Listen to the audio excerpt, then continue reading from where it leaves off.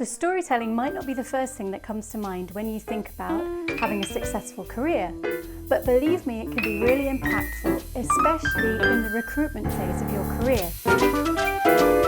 Hi, my name's Katie. I'm an artist, business coach and founder of Step Up Create. Today we're going to look in more detail at this idea of storytelling for career success. So first of all, why is this important? Well, one main thing is that when we're dealing with recruiters, we are dealing with people.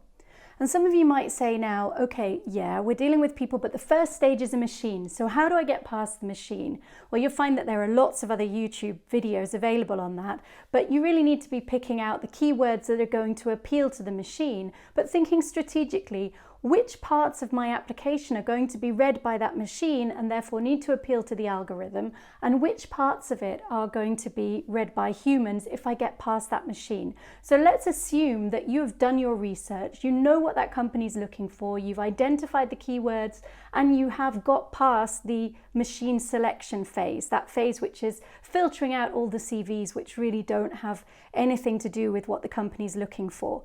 Now you're in the next phase, which is where they're starting to look in more detail at the candidates. And this is where storytelling starts to come in, because humans don't make decisions solely based on logic. We are always balancing logic and emotion. Of course, everybody is different, but everybody takes into consideration emotion and logic. And stories are the perfect vehicle for explaining things logically and also emotionally. And this is a way that you can be more memorable, because stories are also more memorable. For example, when I was doing recruitment, I remember interviewing 12 people in one day and really not remembering by the end of the day who was who. The only ones that stood out were the ones that were able to tell succinct, focused, well-told stories. And they were the ones that passed on to the next stage of the selection. So you want to be eliciting positive emotions, positive response in your listener to these stories, which in this case is your recruiter. So how do we go about doing this? Well, the first thing to do is be very, very specific on who your audience is. Who is it that you are talking to? This is not all the recruiters you might have. This is very specifically a company, a sector, a person within that company, if you can get to that much detail. And once you've got that, you can start to think about how you would tell your story or how you will get your information across. Think of it as if you're talking to a friend in a bar. Depending on the friend you've got in front of you, you're going to tell whatever story you have in a different way. So, first of all, identify who is your audience in this case. And from there, you then want to identify a theme. So, what is the theme of your story? What is the one thing that you want this person to remember about you? Just one thing. This is your big idea. So you've got your big idea, and this big idea is the theme that is then going to roll through all of your other stories. Now, you're going to then develop smaller stories which are giving evidence of what you've said in this main overarching theme. And this brings me on to the third point on this part, which is choosing your channels and telling your story differently in each channel. When we are storytelling for careers, we have a number of channels which come up throughout the career process, throughout the selection process. So if you think about it, in the beginning, people don't know you, you've got your CV, that's a channel for telling your story. You've got your LinkedIn, that's another channel for telling your story.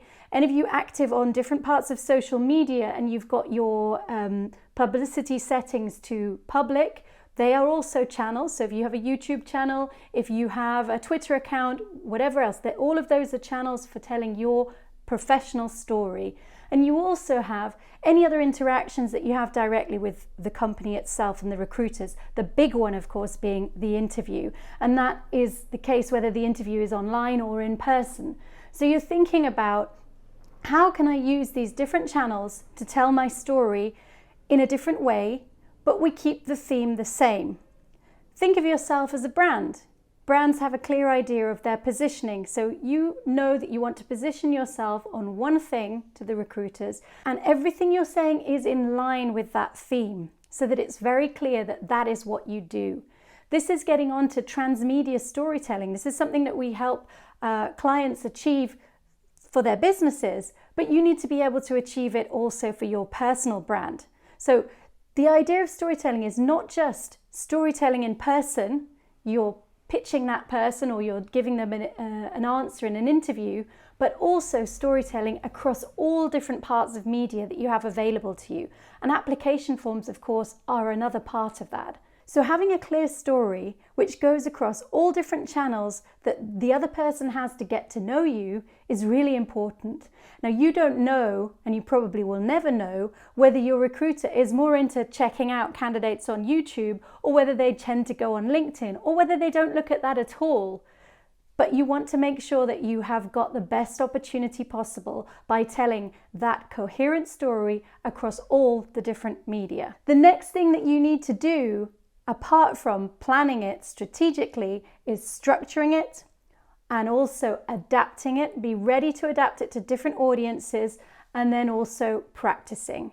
Practicing, receiving feedback, seeing whether one thing works or not, and being ready to change it. That's not changing the information in the story, it's changing the way you're telling the story. So I hope that's helpful as a little overview of why we use storytelling in careers and how it can be so powerful. And check out my next video, which will be all about that brand story. And if you're really interested in this, join me for one of my powerful storytelling courses where you can really get into detail on how to tell these stories in the most powerful, impactful way that really gets your point across and persuades the other person to do what you want them to do, which in the case of careers is to hire you. See you next time.